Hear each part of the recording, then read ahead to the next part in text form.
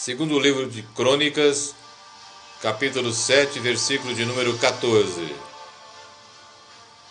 E se meu povo, que se chama pelo meu nome, se humilhar e orar e buscar a minha face e se converter dos seus maus caminhos, então eu ouvirei dos céus e perdoarei os seus pecados e sararei a sua terra. Essa grande promessa do Senhor, feita originalmente ao povo de Israel, é aplicável a todo o povo de Deus de todas as eras, desde que o povo de Deus cumpra com as exigências que o Senhor ali manifesta. Hoje, muitos consideram que já há avivamento, mas na realidade não há. Não se iluda, porque igrejas cheias não significa avivamento. Essas estatísticas que dizem a respeito do número de evangélicos que tem crescido demais aqui na pátria brasileira, não se iluda pela quantidade de pessoas que têm cartão de membro, que frequentam igrejas. Não se iluda. A igreja hoje é por demais mundana. E esses que frequentam igrejas, a sua grande esmagadora maioria são pessoas que têm o nome de cristãos, mas são mundanos. Hoje, os ministros, os pregadores, os pastores, os bispos dependem muito mais de si mesmos, de seus métodos, de sua sabedoria humana, do que do Espírito Santo. A maioria tem medo de depender só do Espírito Santo. Então não tem discernimento. E aí o que ocorre?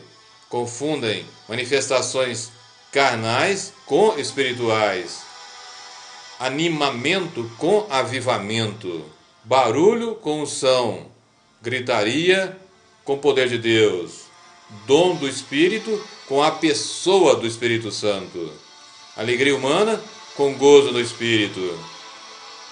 Eles querem agradar ao homem e não a Deus em primeiro lugar. A igreja de hoje tem muito pouca oração, tem muito pouco comunhão com o Senhor Deus Todo-Poderoso. E o que o Senhor exige e quer? Uma comunhão constante, profunda e perseverante com Ele. A igreja de hoje está abandonando a palavra. E, ao contrário, exaltando a música. Veja o que eu estou dizendo. Está exaltando a música. Eu não estou dizendo adoração. Eu não estou dizendo adoradores, mas música. E assim, a palavra está saindo das reuniões, dos cultos, e a música entrando. Hoje você observa que há um espaço enorme, um tempo muito grande para o que chamam de louvor e pequeno para a palavra de Deus.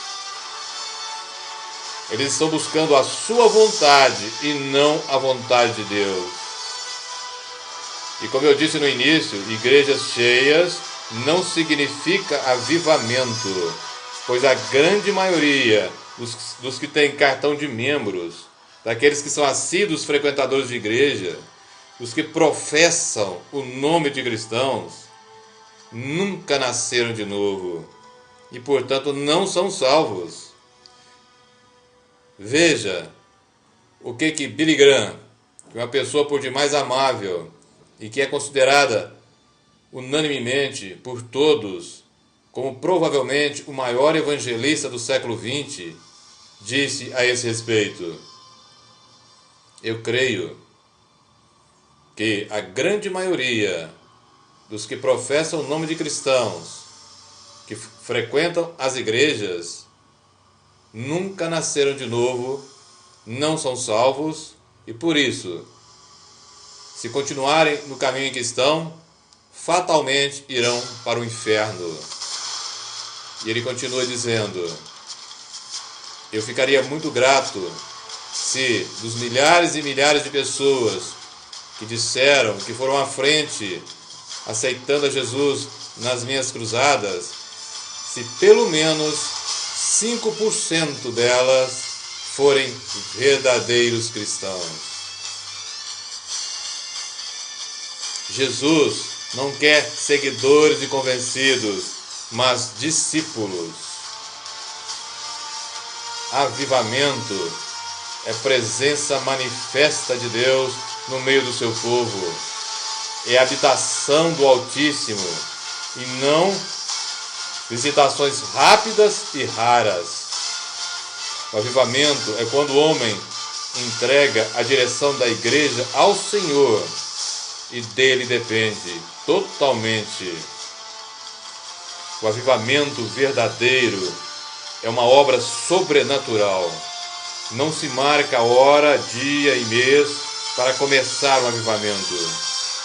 Deve-se desejá-lo, buscá-lo, como o Senhor nos manda no segundo livro de Crônicas, capítulo 7, versículo 14. Mas é Deus quem vem e age. O avivamento é a união entre céu e terra pela luta através da palavra de Deus. E se a igreja está abandonando a palavra, como que isso ocorrerá? Pois todo avivamento verdadeiro está baseado e sustentado pela palavra e oração. E nesses tempos de avivamento, há uma enorme busca pela santificação e face do Senhor. E hoje nós não vemos isso. Nos tempos de avivamento, se esquece ou deixa-se de lado os padrões e das riquezas mundanas. E a igreja de hoje faz exatamente o oposto. Deixa as coisas de Deus e o próprio Deus de lado e se apoia nas riquezas do mundo. Em tempos de avivamento, há uma alegria muito grande com a perseguição, com a rejeição por ser cristão. Basta nós lermos o livro de Atos. Em tempo de avivamento, é quando o poder de Deus se manifesta mais poderosamente para salvação, mas também para juízo. Veja Atos 5, o episódio de Ananias e Safira.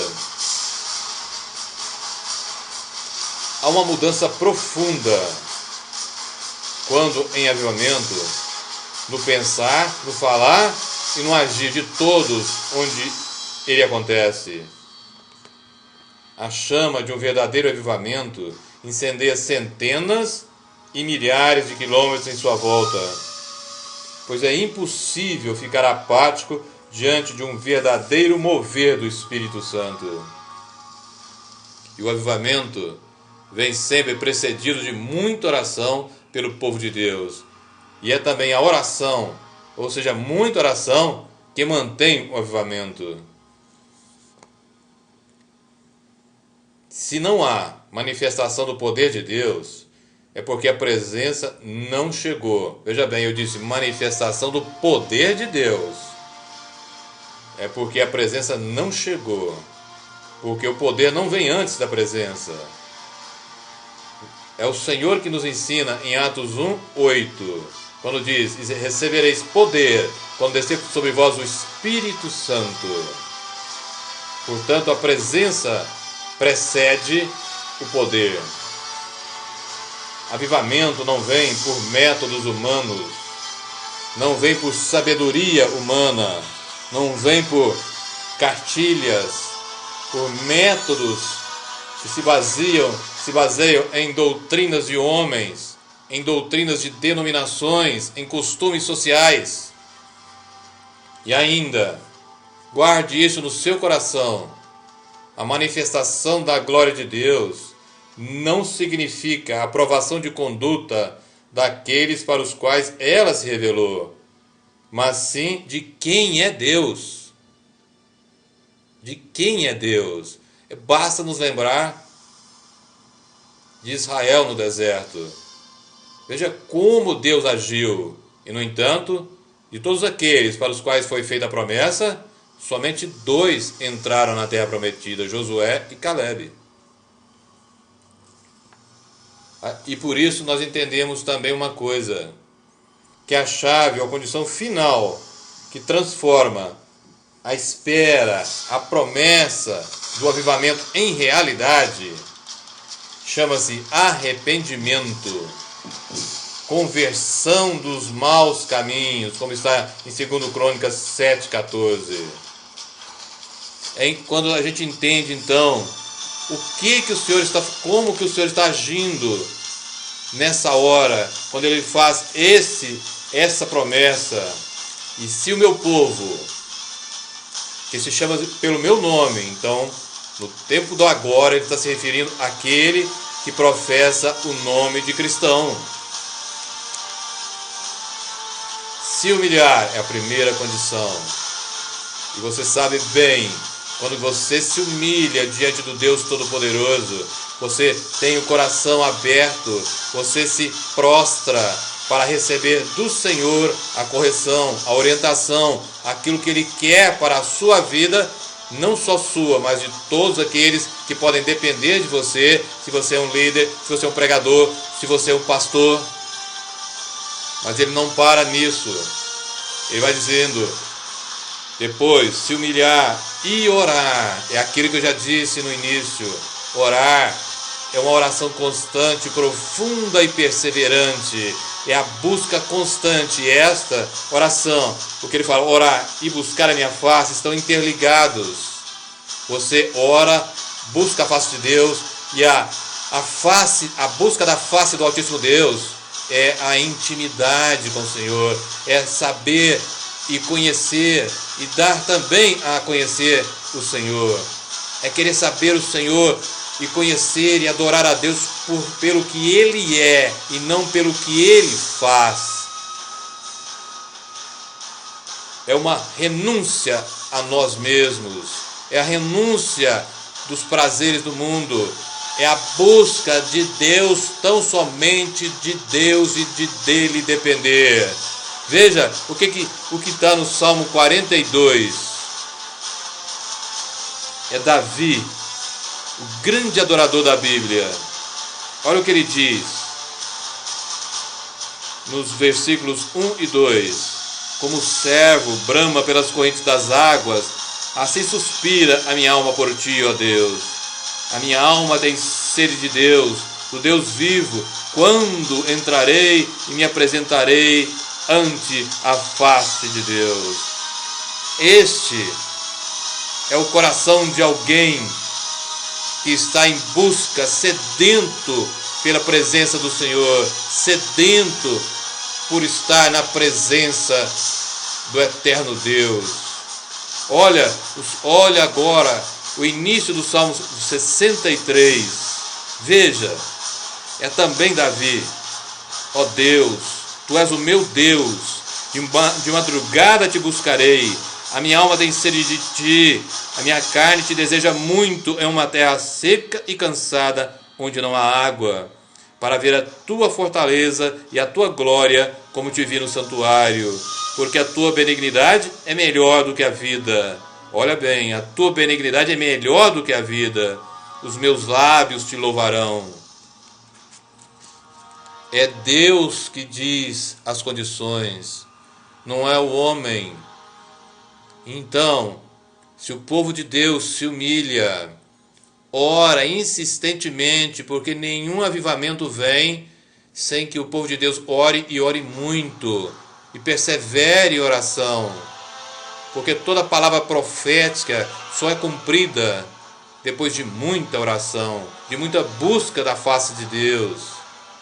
Mas não fica só nisso, como eu disse, o que separa a promessa da realidade do avivamento chama-se arrependimento, mudança de vida. Veja, para a vinda do Senhor Jesus, que a gente pode dizer assim, que seria o avivamento dos avivamentos, foi necessário um profeta, João Batista, com uma única mensagem: arrependimento. Mateus 3:2 diz que a palavra do Senhor veio até João Batista e ele começou então a dizer: arrependei-vos, porque é chegado o reino dos céus. E o próprio Jesus, nas suas primeiras palavras, que são narradas em Mateus 4:17 e em Marcos 1:15, fala a mesma coisa, dizendo em Marcos: arrependei-vos e crede no Evangelho. Arrependei-vos e crede no Evangelho. E as últimas palavras do Senhor, dentro das suas últimas instruções dadas aos seus discípulos, antes de ascender aos céus, em Lucas 24:47, ele diz que no seu nome era para ser pregado o arrependimento para a remissão dos pecados. Portanto, o povo de Deus, se deseja e se quer de fato se quer de fato avivamento, é necessário que antes de qualquer coisa mude o seu caminho, se converta dos seus maus caminhos, saia de desejar somente as coisas mundanas e se esqueça totalmente delas, porque eu repito mais uma vez, os padrões, ou o padrão, ou as riquezas do Evangelho são espirituais e não mundanas. Veja mais um texto para mostrar para você o que é um avivamento. Atos dos Apóstolos, capítulo 4, a partir do versículo de número 29. Veja: agora, pois, ó Senhor, olha para as suas ameaças e concede aos seus servos que falem com toda a ousadia a tua palavra. Eles estavam sendo perseguidos, mas mesmo assim, pede ao Senhor para que fale com ousadia a sua palavra, independente da perseguição. É aquilo que eu disse agora mesmo. Que falem com toda a ousadia a tua palavra, enquanto estendes a mão para curar e para que se façam sinais e prodígios pelo nome do teu santo Filho Jesus. É no nome de Jesus. É para testemunhar Jesus, e não é para testemunhar uma igreja, não é para testemunhar de si mesmo. E continua: e tendo eles orado, moveu-se o lugar em que estavam. Veja bem o poder que ali é manifesto. E todos foram cheios do Espírito Santo e anunciavam com ousadia a palavra de Deus. E os apóstolos davam com grande ousadia e poder testemunho da ressurreição do Senhor Jesus. E em todos eles havia abundante graça. Isso sim traduz um avivamento. Mas hoje, para você, para todos nós, ainda há uma esperança, pois bíblica e historicamente nós vemos que aquilo que antecede um grande mover de Deus, que antecede um verdadeiro avivamento, há um período terrível de aridez e de frieza espiritual, que é exatamente o que está ocorrendo agora com a igreja do Senhor. Assim ocorreu antes da vinda de Jesus, assim ocorreu antes do despertamento espiritual na Inglaterra com John e Charles Wesley, assim aconteceu antes do despertamento do avivamento de Gales em 1904, sob Evan Roberts. Por isso ainda há uma esperança para a igreja. Mas se todos aqueles que de fato são cristãos não cumprirem com essas condições que o Senhor coloca, porque são todas condições internas, não haverá avivamento. Não haverá avivamento. Portanto, se por um lado depende do povo de Deus, creia que se você hoje ainda é cristão só de palavra, mas não é de vida, mude a sua vida hoje. Se arrependa dos seus pecados, saia dos seus maus caminhos e entregue totalmente a sua vida a Deus. Deixe que o Espírito Santo te conduza dia após dia, para que de fato você tenha e seja um daqueles que sinceramente e que com toda certeza irá participar do avivamento, da presença manifesta de Deus entre os seus. Eu repito, avivamento se caracteriza por uma presença manifesta do Senhor através do Espírito Santo no meio dos seus, e não de breves e raras visitações. Reflita sobre isso e, em nome de Jesus, cumpra com essas exigências de 2 Crônicas 7,14, para que enfim tenhamos a graça maior do avivamento em toda a igreja do Senhor, em nome de Jesus.